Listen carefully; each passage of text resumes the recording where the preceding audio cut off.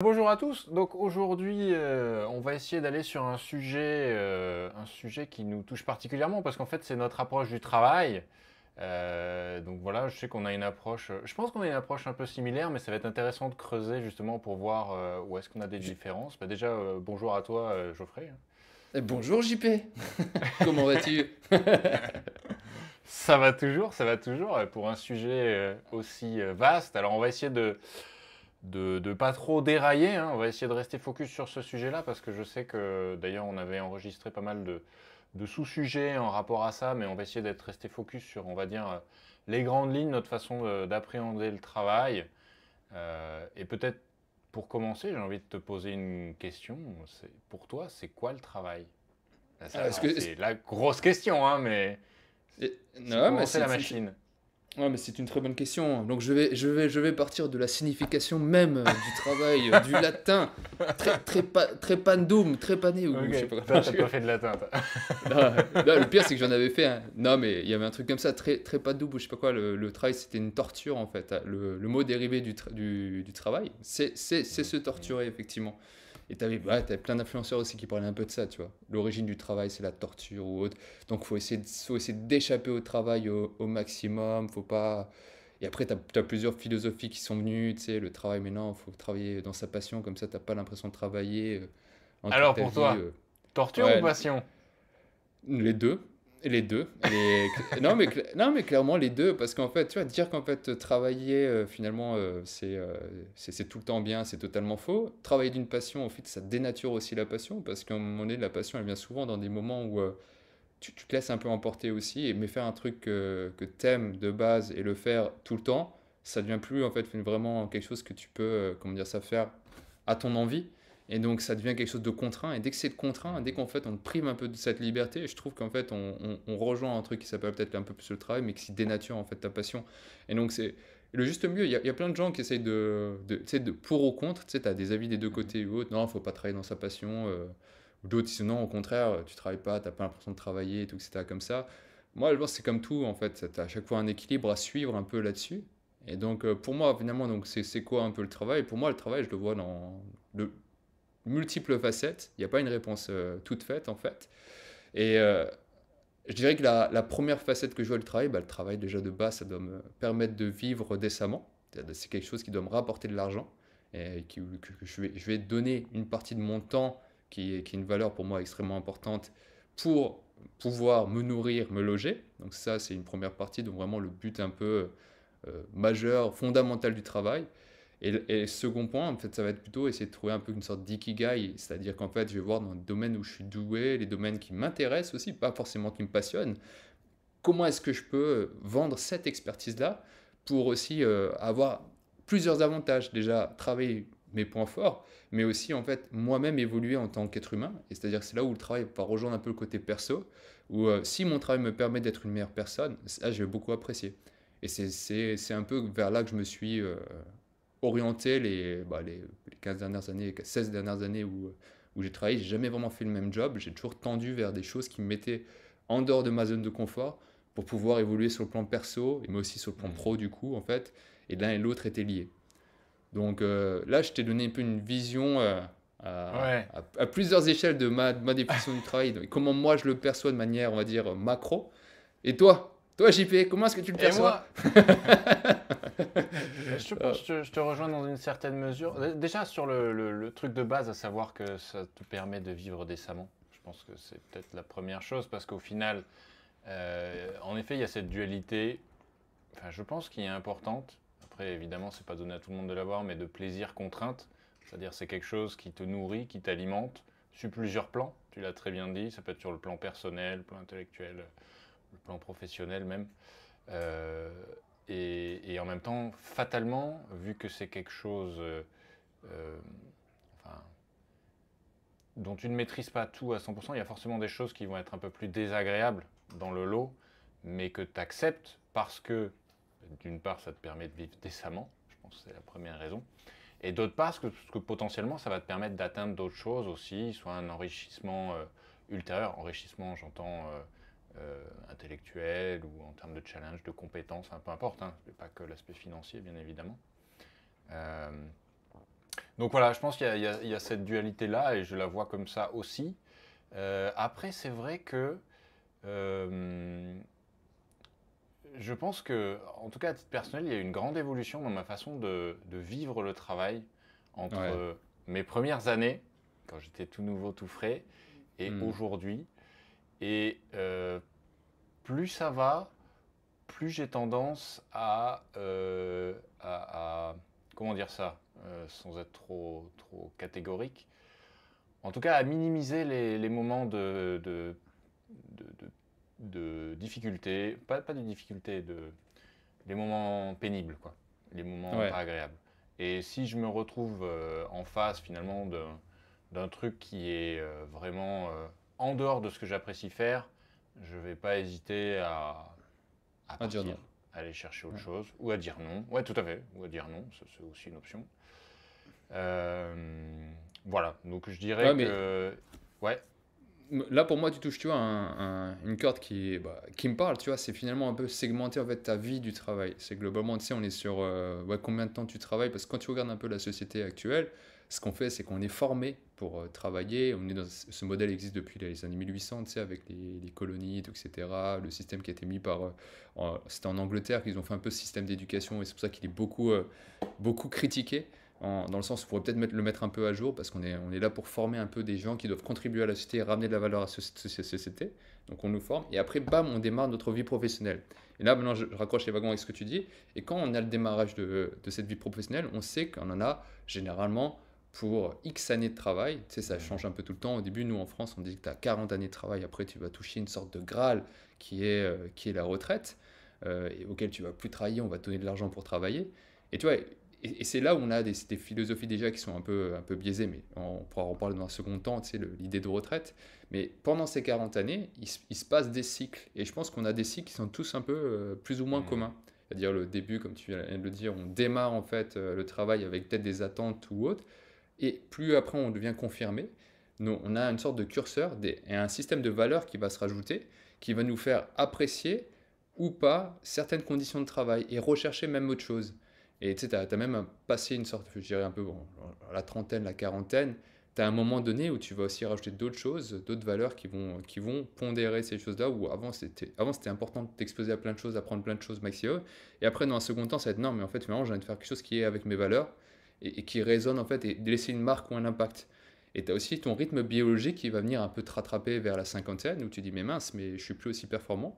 Cognitivement, ça va aussi un peu moins bien, il faut l'avouer. Mais je vais peut-être capitaliser sur mon expérience et les choses que je peux ramener pour essayer de trouver de la valeur dans ce toi. En fait, tu as une refonte et un requestionnement de soi-même tout le temps, hmm. tout au long de ces phases-là, tu vois.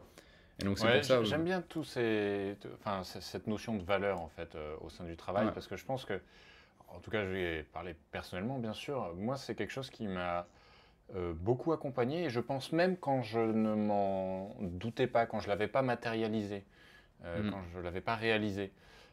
Je pense le fait de travailler aligné avec ses valeurs, peu importe de quelle valeur on parle, hein, encore une fois, je parle pas de valeur monétaire évidemment. Ouais.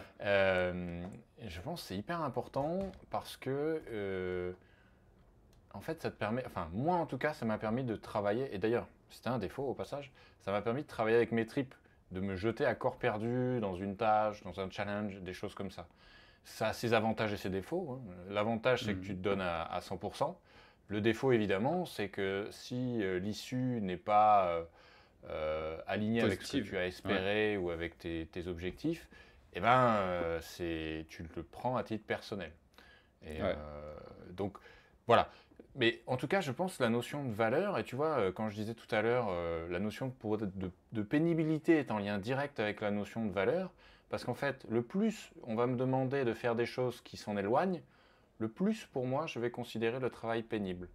Tu vois. Mm. Si on me demande, en fait, si j'ai une tâche bête et méchante, mais qui est à 100% alignée avec mon objectif et dans laquelle je trouve du sens, ça va pas me déranger de la faire. Si j'ai une tâche relativement simple, mais qui est perpendiculaire à mes aspirations, à mes valeurs, en fait, ça va être très compliqué. Donc, c'est peut-être pour ramener un peu de nuance sur la notion de pénibilité, de difficulté au travail, tu vois. Ouais. c'est pas directement en lien avec la tâche qu'on t'incombe, mais enfin, en tout cas pour moi, encore une fois, hein, je parle à titre personnel, Ouais. pour moi, c'est plus en lien avec l'impact qu'elle a sur mes valeurs ou l'alignement qu'elle a avec, sur mes valeurs. Ouais, mais tu vois, mais surtout, comme dit là, cette prise de recul et cette je veux dire, maturité que tu as réussi à avoir maintenant et à formuler de cette manière-là, ça vient pas tout de suite, tu vois. Enfin, ça dépend, Non. je pense, chez certaines personnes. Ça Enfin, dépend parce que moi, je oui. vois certaines personnes qui sont assez, on va dire, sensibilisées par rapport à ça. Et tu as aussi des mouvements aussi chez des Hmm. jeunes générations aussi, eux, qui sont plus prêts aussi à accepter le rapport du travail tel que c'était maintenant, tu vois. C'est-à-dire que un rapport, tu sais, un peu père familial ou autre, Ouais, ton ouais. patron c'est ton papa ou ainsi de suite. Hmm, Et tu hmm, vois que ce hmm. rapport a totalement chuté. Et donc là, toi, ce que tu fais comme point, cette prise de recul, c'est encore, pour moi, un cran plus loin, effectivement, où il vient que tu commences même à challenger en fait la mission qui t'est incombée.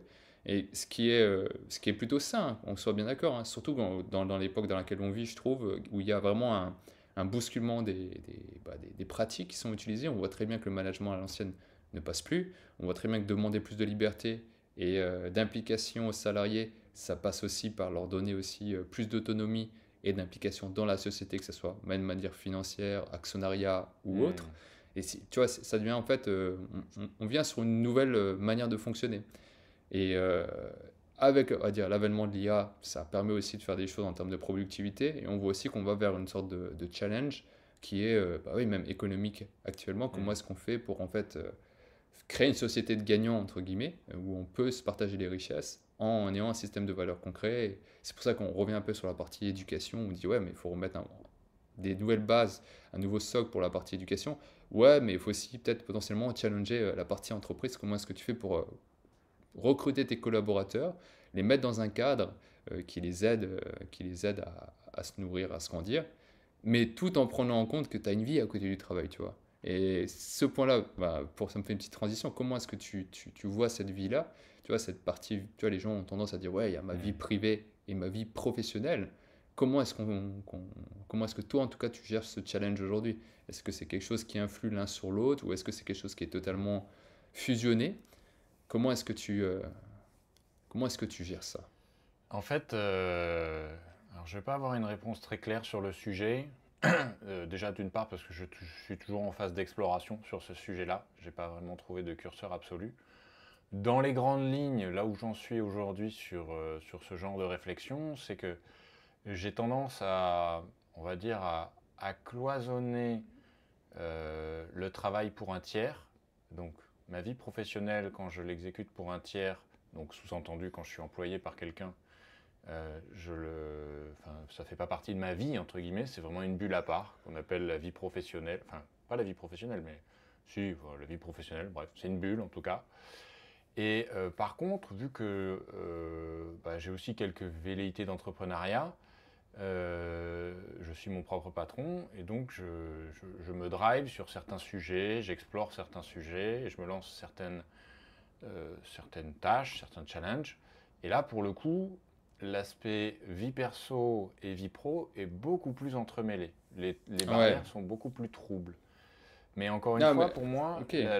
la différence principale, ça dépend de pour qui c'est fait. Parce que je vais pas te mentir, en général, les choses qui sont de l'ordre de l'entrepreneuriat, ben, elles correspondent à mes valeurs, enfin, elles sont ultra alignées avec moi, c'est évident. Je ne vais pas faire un truc qui m'ennuie, tu vois, sachant que c'est Bien du sûr. travail en plus forcément de mes journées de travail classiques. Voilà, donc je ferai la nuance comme ça. Enfin, encore Ouais. une fois, Bah attends, alors c'est je vais personnel. t'apporter un autre, un peu plus de matière Ouais. par rapport à ça, parce que là, ce que tu me donnes, c'est intéressant, parce que là, toi, tu es dans une situation où tu es freelance, effectivement, et tu vends tes services à un tiers. Donc, Oui, cette oui, démarcation, oui, effectivement. Donc, on a trois niveaux de démarcation. Tu as ta partie perso qui est totalement décolorée, et tu as deux dans la partie professionnelle. Une partie pro pour travailler pour un tiers et une partie pro pour ouais, travailler pour toi.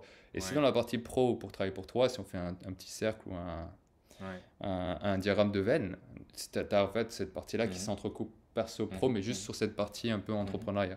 Ouais. Maintenant, tu vois, regarde, et pour te ramener un peu plus de matière, qu'est-ce que tu penses finalement sur les entreprises qui prônent une culture, tu sais, euh, un peu qui essaie un peu d'entrecouper les deux, tu sais. Ouais, Tu sais, ouais, on est ouais. dans la même boîte. Tu sais, la culture où dire, comment Oui, dire ça? californienne, quoi. Où tu Voilà, fais ta mais vie pas. dans l'entreprise, tu as le confort tu peux faire du sport dans l'entreprise, tu C'est peux ça, mais courir, pas vivre que en fait sur le californienne, campus, quoi. Les campus, la pas que, notion de campus en fait. et pas que californienne, tu sais, en France par exemple, Non, tu mais vois, ça émane de la la- Silicon Valley, quoi. ah, pas que, regarde, t'as les CE, les comités d'entreprise par exemple, ou autres qui te proposent de même de Ah, voyager avec tes collègues, tu vois, faire des voyages avec tes collègues, tu c'est vois. En gros, vrai. tu construis des liens, des relations qui sont à la base en fait des transactions financières entre une entité morale qui est l'entreprise et toi, personne physique, tu vois, qui dépassent le cadre professionnel Hmm. et qui vont forcément s'entremêler dans le cadre personnel. Et j'ai l'impression qu'aujourd'hui, les entreprises jouent là-dessus pour, tu vois, je pense, pour garder aussi leurs employés, pour faire passer des choses ou autres, mais ils essayent de rendre cette distinction beaucoup plus floue. Et pour moi, c'est pas Ouais. gratuit, tu vois. Il y a vraiment un donnant-donnant là-dessus, tu vois. Et je dis pas qu'il faut pas le faire. Je dis Alors, juste que faut en être conscient, tu vois. pour moi, il y a plusieurs choses. Déjà, je suis pas convaincu qu'aujourd'hui ce soit aussi à la mode que ça a pu l'être à une époque, notamment à l'époque où tu avais, enfin, je reviens à la Californie, à l'île Silicon Valley, où tu avais Google qui était montré en exemple, Google, Amazon, avec des campus de dingue, Mm. où tu pouvais vivre dedans complètement, tout en travaillant. Je ne crois pas, je ne crois plus qu'on soit dans ce délire-là, tout simplement pour des raisons économiques. En fait, il y a plus les moyens d'alimenter ce genre de fantasme. Euh, Après, ma position vis-à-vis de ça, je ne sais pas trop. Honnêtement, je vois pourquoi les entreprises font ça et je ne vois pas nécessairement ça d'un mauvais œil sur le plan pratique, parce qu'en vrai, c'est une offre qui vient s'ajouter au package que peut avoir un employé. Genre, si tu peux avoir accès à des salles de sport, si tu peux faire des voyages pas chers, si tu peux avoir la cantine offerte, enfin, tout ce genre de trucs-là, tu vois, c'est quand même cool. Ou avoir une crèche, des choses comme ça. Ça peut être hyper cool, hyper important pour toi, pour te faciliter la vie. Et, in fine, te retenir dans l'entreprise, j'en conviens. Mais c'est du concret qui va te faciliter la vie. Euh, Après, le côté c'est une grande famille et tout ça, c'est plus compliqué. Parce Ouais. que, en fait, autant, tu vois, sur l'aspect purement pratique, tu peux proposer des facilités, des choses intéressantes, et ça s'entend. Autant le lien entre les gens, ça, l'entreprise, elle ne peut pas le driver. Elle peut l'inviter en proposant des activités qui vont faire les gens se rencontrer, mais en aucun cas, après, elle peut t'obliger à, je sais pas, à devenir pote avec ton collègue ou des choses comme ça, tu vois. Ouais, mais c'est un peu exacerbé c'est sur la partie after work, par exemple, où Ouais. tu vas essayer de rencontrer des choses, des parties un peu comme tu as dit, des clubs de sport à un moment donné, tout le monde, c'est Mhm, pour essayer de mhm. créer cette unité, ce sentiment d'attachement, tu vois. C'est pour ça, moi j'ai pas de réponse par rapport à ça, c'est que je vois juste, je vois En ce fait, côté-là un peu, si je peux te couper, ouais, si je peux te couper, en fait, moi, je pense que j'ai pas trop d'avis sur la question parce que personnellement, je suis pas nécessairement du genre à sociabiliser hyper. Enfin, je suis pas fanat de la sociabilisation. Donc de dit-il base, après avoir fait quelques after work hier soir avec des collègues. et je me force À parce que force. parfois la vie le nécessite. Et c'est intéressant aussi de rencontrer des gens, tu vas pas dire le contraire. Ah, je suis totalement d'accord. Ouais. Mm. Mais tu vois, dans le cadre de l'entreprise, je suis pas du genre à être fan. Je me souviens par exemple une fois, je dirais pas le nom de l'entreprise, mais j'étais recruté dans un grand groupe et il y avait une ou deux journées de team building. Euh, Franchement, je l'ai hyper mal vécu. Ouais. Au mieux, c'était ennuyeux à mourir. Et en vrai, au pire, c'était juste. Enfin, c'est pas mon délire, quoi. Ouais. Donc, bon, voilà. Mais mine de rien, ça met en lumière que, après, dans les gens qui vont être recrutés, il y a différents profils. Tout le monde ne va pas nécessairement adhérer au côté. Mais même l'aspect team building, en fait. Il y en a qui sont plus intimistes et donc qui veulent des groupes plus restreints. Enfin bon, donc voilà. Ouais. Bah, Pas- pour revenir un peu sur le sujet de fond, c'est pas, c'est par rapport à ce mix un peu entre vie Ouais, pro, vie perso. ouais. Moi, je pense vraiment que c'est encourageant en général par rapport à les boîtes pour faire un peu un sentiment aussi d'attachement à ton entreprise Hmm. et forcément peut-être te sentir peut-être mieux intégré, plus à l'aise, mais aussi rester et accepter plus de choses dans l'entreprise en mauvaise passe, pas d'augmentation, pas de genre. Donc, je vois quand même ça des fois d'un œil qui peut être critique si tu gardes pas en Tout à tête que fait. ton travail, c'est une relation contractuelle entre une personne morale, Mhm. donc l'entreprise, et une personne physique pour du temps que tu leur donnes Mhm. et de l'argent. Il faut jamais perdre ça en tête. Il faut pas qu'il y Tout ait à la fait. partie oh, mais c'est parce que j'ai des potes et tout, j'ai des collègues avec qui je m'entends bien. Tu pourras toujours les voir en dehors, en fait, si tu veux changer de boîte ou autre et tout, etc. Bien garder ça en tête, en fait, dans la démarche globalement, tu vois. C'était plus ça mon point d'alerte. Ouais, je suis tout à fait d'accord avec toi là-dessus. Et d'ailleurs, par contre, je vois d'un très bon œil, tu sais, toutes les initiatives, même si personnellement, j'ai jamais eu de problème avec ça, d'inviter tout le monde à couper son téléphone le soir, son téléphone pro, tu vois, après 18 heures, enfin Mhm. après une heure choisie, de ne pas répondre aux mails le week-end, enfin, tu vois, tous Ouais. ces... Le droit à la Ça, déconnexion. Mm. ouais, son droit à la déconnexion. Pour moi, ça, c'est hyper positif, justement par rapport à ce que tu dis sur le fait que ben, finalement, c'est qu'une relation contractuelle. Et à Mhm. moins que ton contrat le spécifie et que du coup, tu en bénéficies en contrepartie, donc a priori financièrement, tu Ouais. n'as pas de raison de faire du zèle pour ton entreprise, tu vois, de travailler gratuitement ou quoi que ce soit. En fait, c'est, à mon sens, même carrément contre-productif. Ouais. Ouais, Contre-productif. Je vais citer l'exemple de gens que je connaisse qui passent un temps excessif à travailler pour leur entreprise.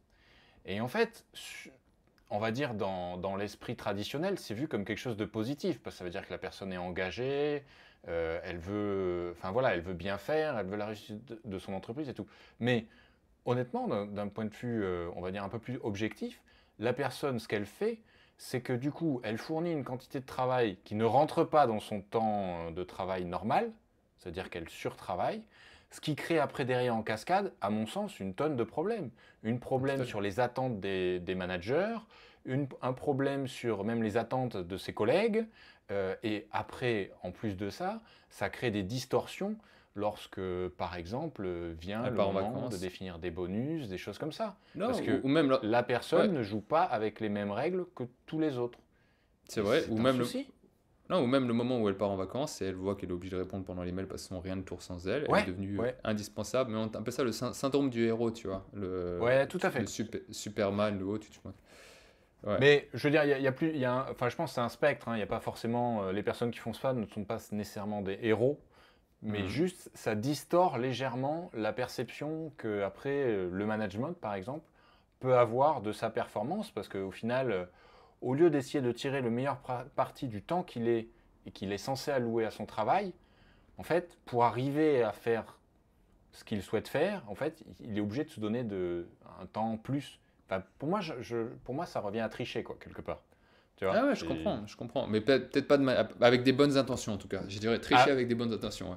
Ouais. l'enfer est pavé de bonnes intentions, évidemment. Ouais, c'est vrai, c'est vrai. Ouais, mais tu sais, avant de partir là-dessus, parce que pour moi, tu sais, la partie notion de travail, combien de temps on doit travailler, je voulais se revenir un peu sur ce qu'on disait, tu sais, la partie vie pro, vie Ouais. perso et cette partie un peu after work ou autre. Pour moi, il y a un truc que par contre j'aime beaucoup, c'est la partie meet-up où tu rencontres en fait des gens dans d'autres entreprises pour un peu se mélanger, tu vois. C'est-à-dire que aujourd'hui, en fait, quand tu as un billet, en fait, forcément, quand tu vas côtoyer que des gens dans ton entreprise avec des niveaux soit Hmm. d'ingénieur ou autre, etc., avec des salaires, avec des vies aussi un peu similaires, tu vas t'enfermer dans une bulle et tu vas limite un peu te déconnecter du monde Ouais. réel, tous les autres gens avec des jobs différents qui ne travaillent pas dans le même secteur ou pas dans les mêmes entreprises. Et ça va te faire perdre de pied, je trouve, sur une partie de la réalité.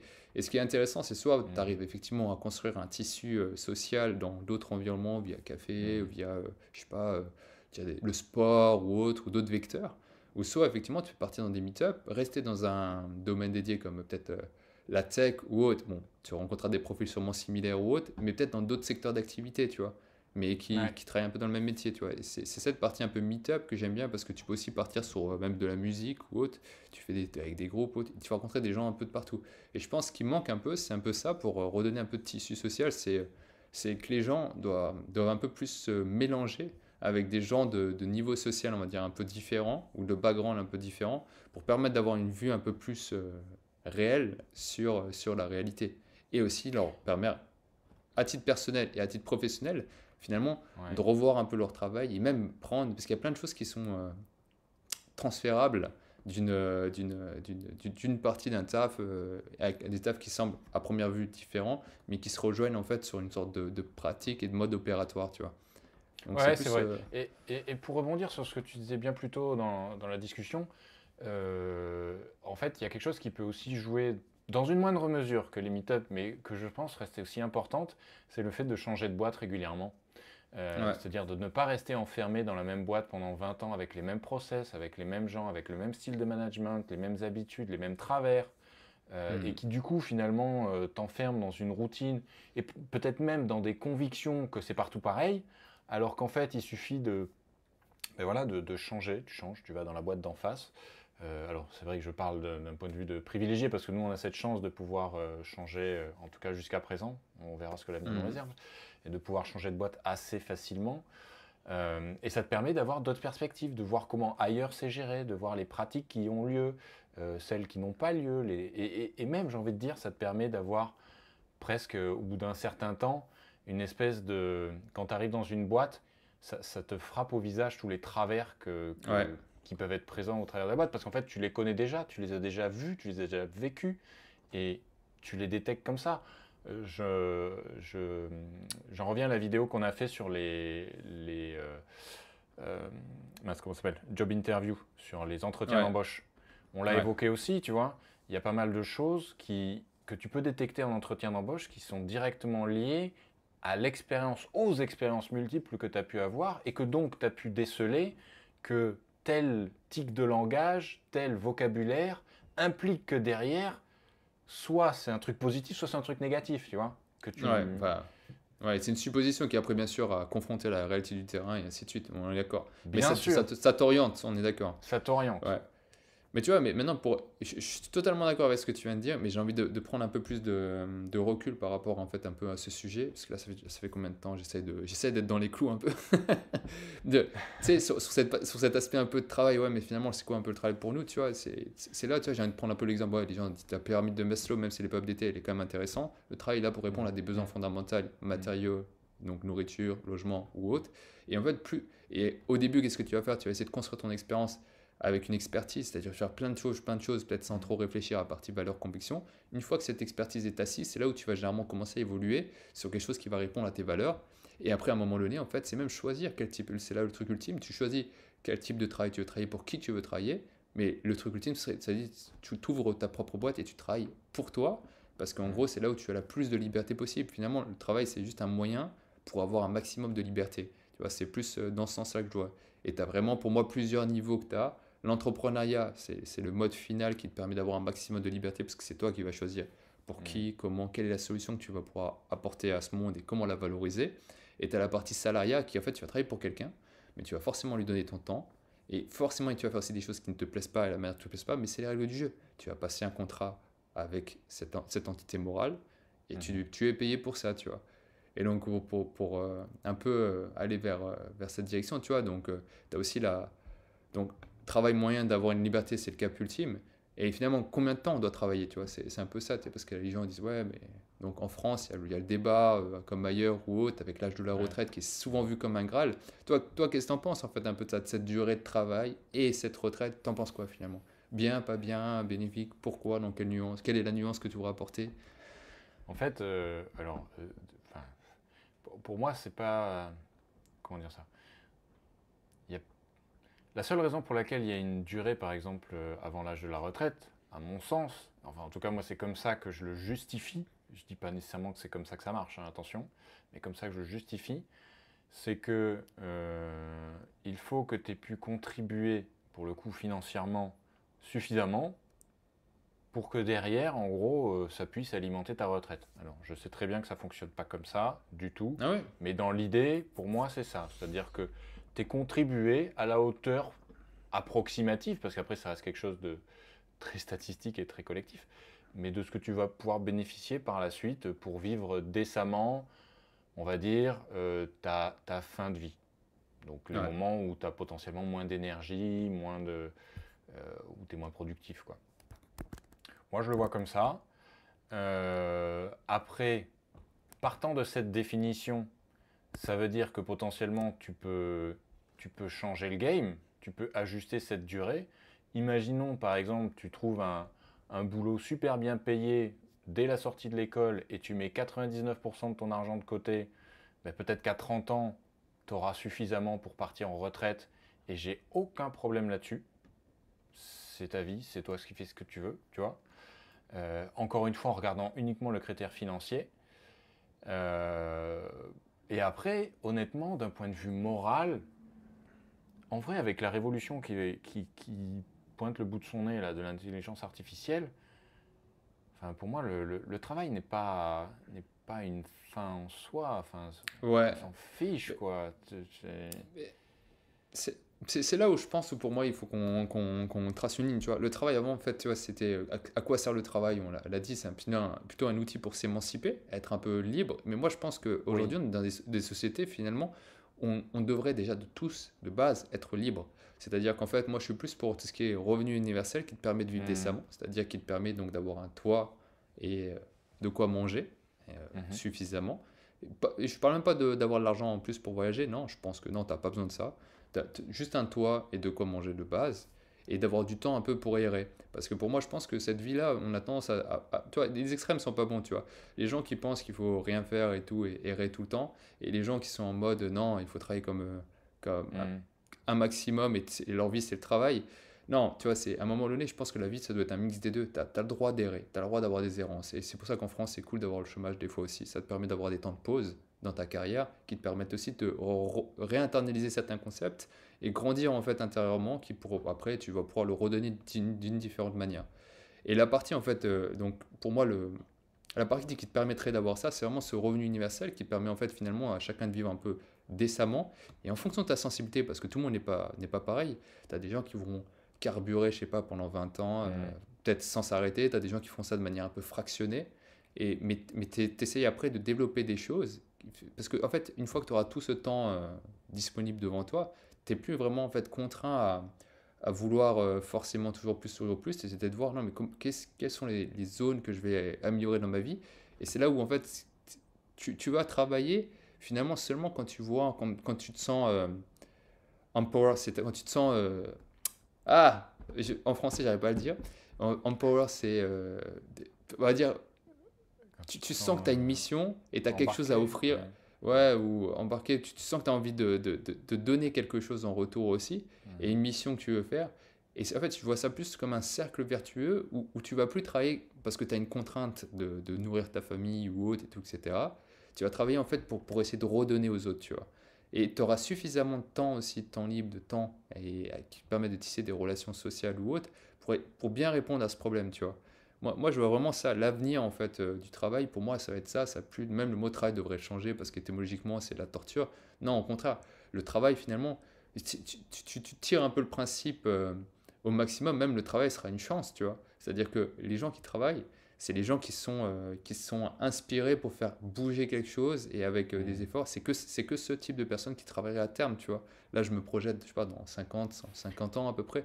Ça devrait être ça, tu vois, le travail finalement. Tu vois, ça Mhm. devrait être quelle est ta mission en fait et comment est-ce qu'on te donne les moyens d'accomplir ta mission ici pendant le laps de temps que tu as à vivre, tu vois. Donc, et des gens comme ça, ouais, moi je trouve que ça serait une belle évolution du travail, contrairement à ce qu'on prend là. Et tout ce qui est ouais, la retraite et tout, on n'en parle plus, tu n'as plus besoin de retraite. Tu as un salaire universel au pire, déjà tu es déjà à la retraite Exactement. de base si tu veux. On n'a rien là-bas, tu es juste là en fait pendant une fraction de temps. Tu as des moments aussi où ta vie sont différents. Peut-être que tu as une famille, peut-être que tu as deux, peut-être que tu as des moments où juste envie de te poser ou à un moment donné. Et on devrait te donner C'est, l'opportunité de faire ça, tu vois. ouais, c'est pour ça, moi, enfin, en tout cas, c'est ma perception des choses. La retraite, pour moi, c'est vraiment un truc financier, quoi.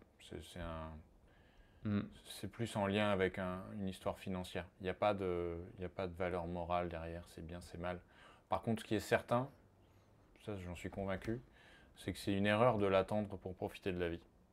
Ah, mais clairement. Et c'est pour ça que par rapport à tout ce qu'on dit sur le travail, je pense que c'est hyper important de trouver un travail qui nous correspond, dans la mesure du possible bien évidemment, de s'accorder des moments d'errance, comme tu le disais, pour se remettre en perspective, ou de profiter des moments de creux, parce que des fois c'est pareil, on n'a pas forcément l'opportunité de choisir ces moments, mais profiter des moments de creux, ne Mm. pas les voir comme une fatalité, mais plutôt comme une opportunité, ça aussi c'est important, on pourra en discuter Clairement. longtemps. Et puis, profiter de la vie le plus longtemps possible. Et voilà, Ah, c'est sans une belle autre, conclusion, non? Ouais, je trouve que c'est une belle conclusion, tout à fait. Ouais, En tout cas, c'était un cheminement très intéressant.